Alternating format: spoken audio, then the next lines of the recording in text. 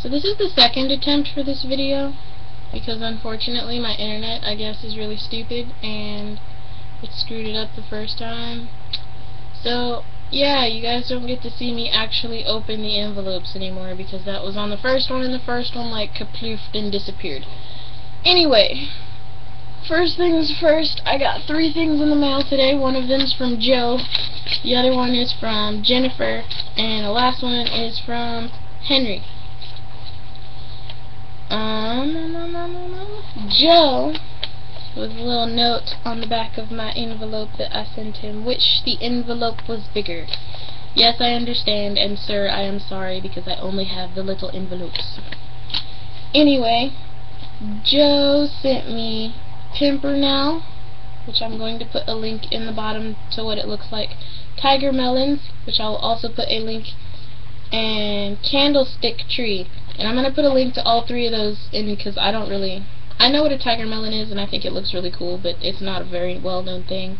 And then Pimpernel and Candlestick Tree I've actually never heard of, so I'm going to be interested to see what it looks like too. The other stuff he sent me was Roma tomatoes, tobacco, which looks like dust. The seeds look like dust. So teeny tiny. That's going to be fun. Or a pain in the ass. One of them. Barrel cactus. I might put those in the terrarium with the carnivorous plants and just have a bunch of cacti and carnivorous plants all together. Just like a little terrarium full of danger. Plum lemon tomatoes. I assume they are tomatoes because that is in fact what those seeds look like, a type of tomato seed. Heavenly blue morning glories. Really pretty. Really big.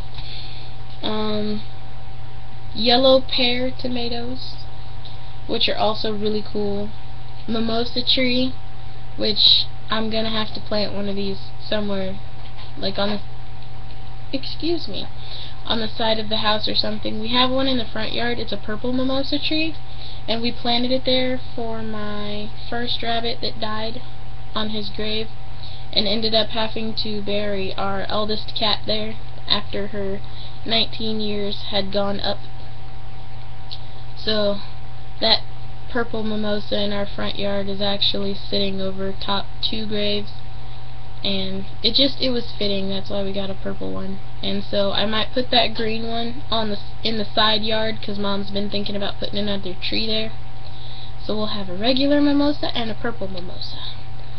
And then Clemson spineless okra. I don't know if I can grow that this year. I have gotten so many seeds from you guys that I'm not gonna be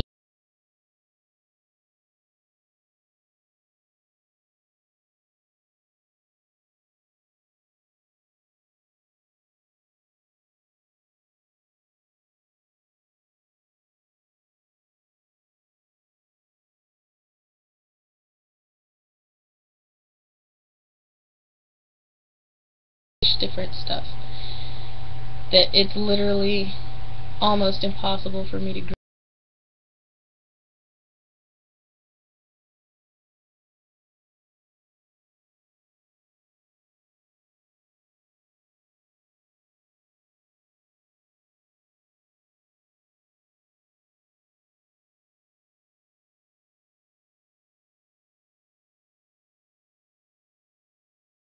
Next year, and I might actually have like 3 different waves of different plants, and that'll be kind of great. And then the last thing was Cherokee purple tomatoes, which is the dark tomatoes that my mom wanted. So I have to start all those for her and get my purple tomatoes going, so Mom can be happy with her purple tomatoes once summer gets here. The next thing I got was from Jennifer, and she sent me Minnesota midget cantaloupe, which is good in containers apparently. And I might grow this year, I might not. My older sister will really like that because cantaloupe is her favorite. And early white bush scallop patty pan squash. I'm growing this year in the front yard next to my mimosa tree, like I did last time, because those are really good, and when you fry them they taste just like fried zucchini. Kind of awesome. The last thing I got was from Henry, and he sent a note. Leia, sending the safe so that I can get the hookup on your pepper varieties. Thanks for sharing. Maybe next year I will have broccoli. P.S. If you have other seeds you want to share, I'll take them. And I am going to give you a very interesting kind of seed that I got last year that I didn't get a chance to grow because I got it so late in the season. And I'm not going to tell you what it is on camera. You can figure out what it is when you get your package in the mail. Also, wonderful peel and stick envelope. No licking. That's wonderful because my tongue is tired. Anyway, time for the second part of this video where I show you how I made my singed plastic feed containers for packages. Made them all airtight and nice. I've already done one because that was the one that I did for the first video that went kaploop and disappeared. But pretty much what you need to do, and because this is a short explanation, that's why I'm going to make this a 2-in-1 video, is crease your bag where you want the edge or sealed place to be. And you have to crease it really well and really nice, because if you don't, it'll just make a mess and it won't really seal correctly.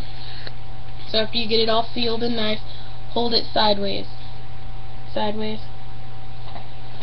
that just the tip, the end is sitting out, and then you take your lighter or a candle, something with a steady flame. I do not recommend doing this with matches. It's dangerous and can get really messy really quick. And you just lightly touch the crease with your flame. Don't know how well the camera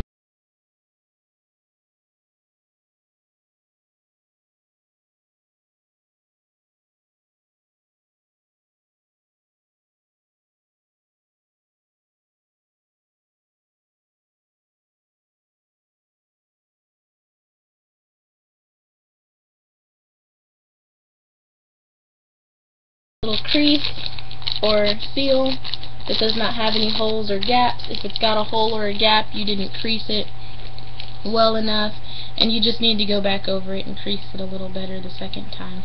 So I'm going to continue this so that I can get Henry all hooked up with his peppers, and I'll see you guys next time I have a tutorial ready.